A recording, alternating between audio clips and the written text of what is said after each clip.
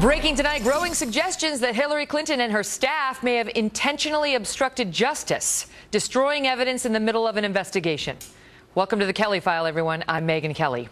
House Oversight Chairman Jason Chaffetz sent a letter to the district attorney for Washington, D.C. today, calling for a new probe in the conduct of both Mrs. Clinton and her staffers.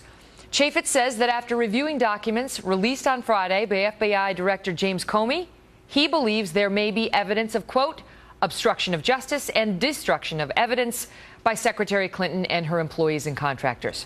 When asked about it earlier today, Clinton not only said that she's innocent, she also suggested this is simply another GOP conspiracy. Do you have any concerns that emails were deleted after they were already supposed to be preserved, and did you ask for them to be deleted? No, of course not. I have no concern on either count. None. And neither did the FBI.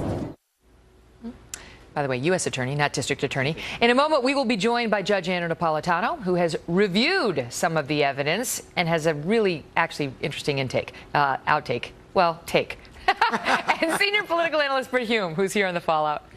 But first, we go to Trace Gallagher, who's live at our breaking news desk. Hey, Trace.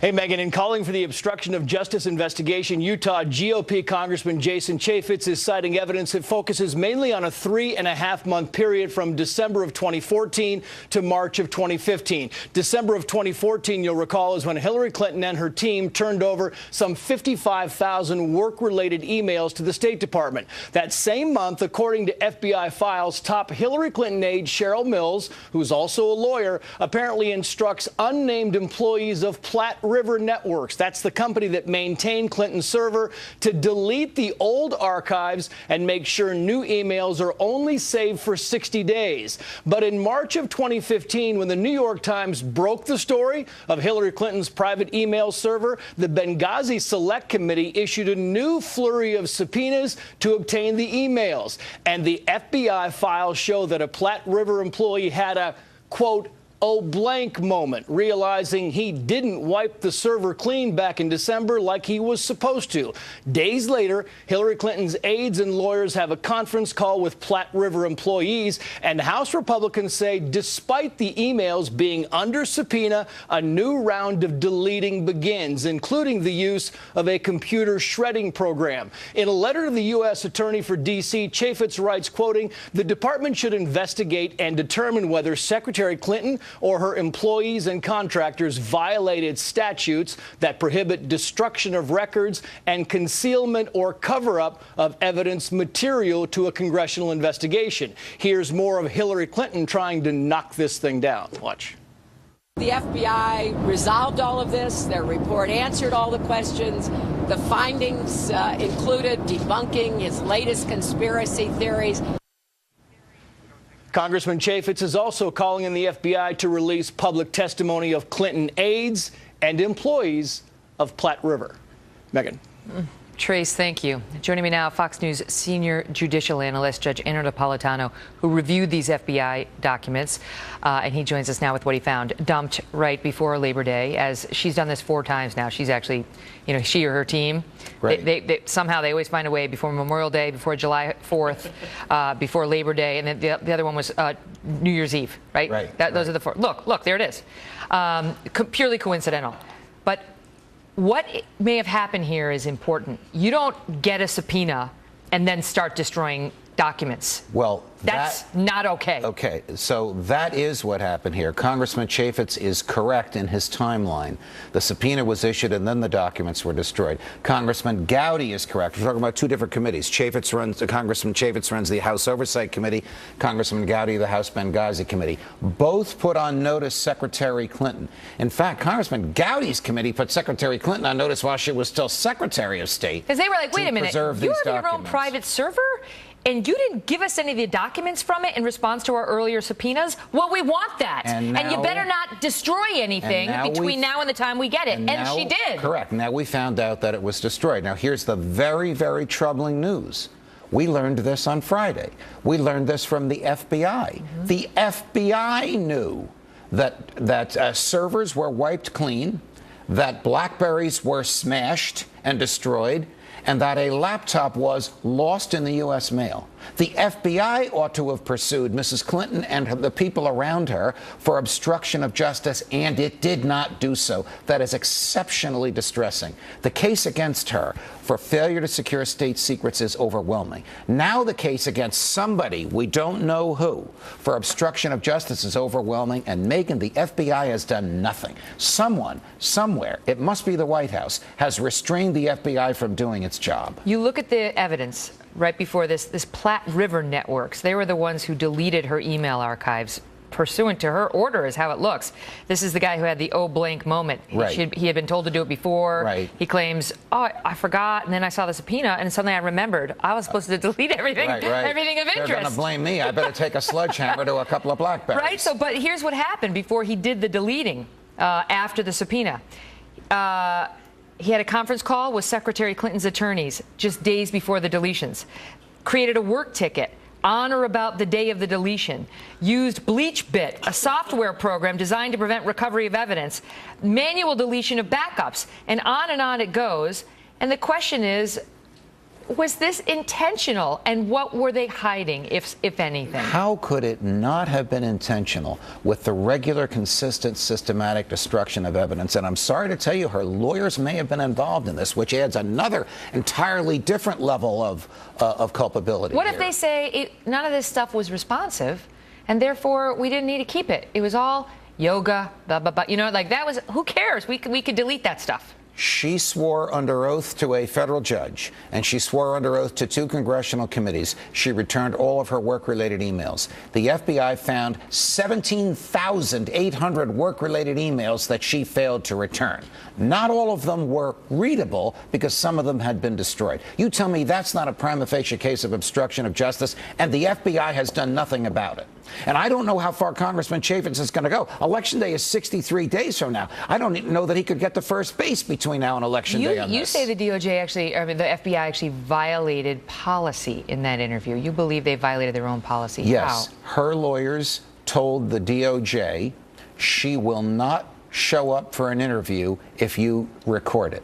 It is policy of the DOJ to record every interview. There is no record of what she said other than the summaries written by the FBI agents who were in the room and who listened to her. In this digital age, there is no recording. There's a verbatim recording of every single other one of the witnesses interrogated in this case, except for Mrs. Clinton. Wow.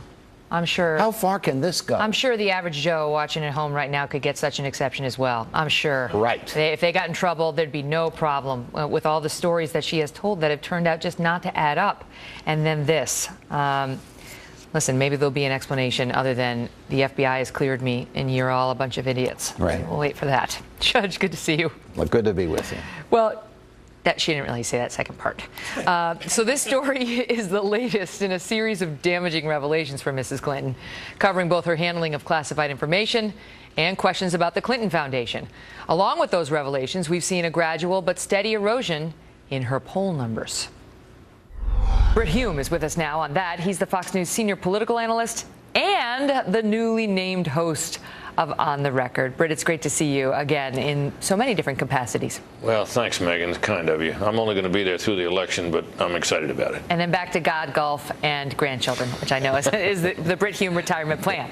All right, so let's talk about Hillary Clinton and her. I mean, she's lost a 10-point lead. The news for her day after day after day, you know, it's not devastating on any one day, but it seems like we're getting to the death by 1,000 cuts feel.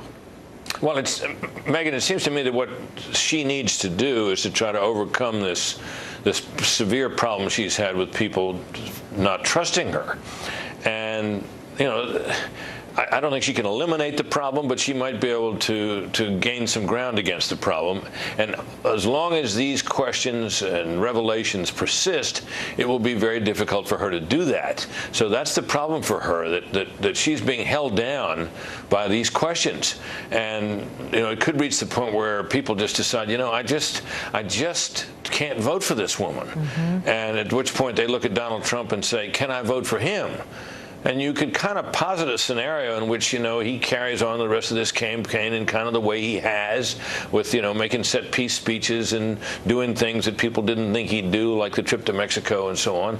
And he might gain enough ground to where, he wins the election. It's within the realm of possibility as we look out from this day. Now, so how big an impact do you think things like this email scandal have had on her? Because it doesn't seem like, other than the email scandal and the Clinton Foundation, Trump is going after her on that many issues. But those issues refuse to die. Every day we get something new on something else she's told us that's not true, something else she's done that is potentially problematic. Well, that's right. And whatever he says about it is augmented by the revelations. So, people, they hear him talking about it, and they may or may not, respond because of him. But when what he is saying is buttressed and reinforced by revelations of the kind that we've had just in recent days, they keep finding more of these emails. She was supposed to have turned them all over. They keep finding out that there were more devices than she claimed that she had. All these things, while none of them by themselves is a death blow, is the death by 1,000 cuts, and the cuts keep coming. What do you make of this 13 BlackBerry devices, Britt, which the aide is killing with a hammer, and all in the wake of I just wanted to carry the one device. That was her whole explanation for not doing it the way she was supposed to. Well, what we're hearing from her supporters is that she was only carrying one of them at a time, and there's a certain truth to that. I mean, after all, I have an iPhone and I have an iPad, and I don't use them usually simultaneously. And over time, these things break, or you get new models, and so it's possible that my email has been used on several different devices. But 13? Right. That seems like an awful lot against a claim that she was doing one at a time. So I think the people look at that, and it just doesn't sound right to them, and it makes people just look at this woman and say, can she tell the truth? So what is she going to do now? Will she tell the truth? Is she going to come out of the, witness protection program and start actually giving interviews and speaking to reporters? Well, she's on the back of the plane. How are you feeling? Notwithstanding, she hasn't been hit with a lot of tough questions lately. Well, she's got a few. She took a few, and she didn't seem to have a lot of trouble with them, which raises the question, I think, of whether she really has anything to fear from a full-blown news conference. But I've only known her to hold a few, and I was actually present in the room at the one she held way back in the 90s on Whitewater, which was like 2 hours she took questions. It wasn't a terribly convincing performance. I remember it well. But it got her over the hump, and it kind of put the matter to rest at least. So I mean, she probably is going to have to do one of these sometime, and we'll see. I don't think the public cares a whit, by the way, whether she holds one or not. But it does add, I think, to reporters' suspicions about her, and reporters are not that unfavorably disposed toward her. And if she comes out and has a few news conferences and talks to them, they like that better. If she would try communicating a little. She's been waiting for Donald Trump to lose, and he had been, but he's having a good time right now in terms of the poll swing, and she's going to have to think about what that means for her. We're going to pick that up with Larry Sabato in just a minute. Britt, great to see you. Thanks, Megan. Well, Hillary isn't the only one under fire after this document dump, with House Speaker Paul Ryan now suggesting the FBI appears to be acting as an arm of Mrs. Clinton's presidential campaign. Former FBI Assistant Director James Kallstrom has some thoughts on that. He's right after this break. Plus, Steyerwalt and Kurtz are here with new details on the presidential debates and the new controversy already making the rounds. Stay tuned. I look forward to the debates. I mean, I think it's an important element of what we're doing. I think you have an obligation to do the debates.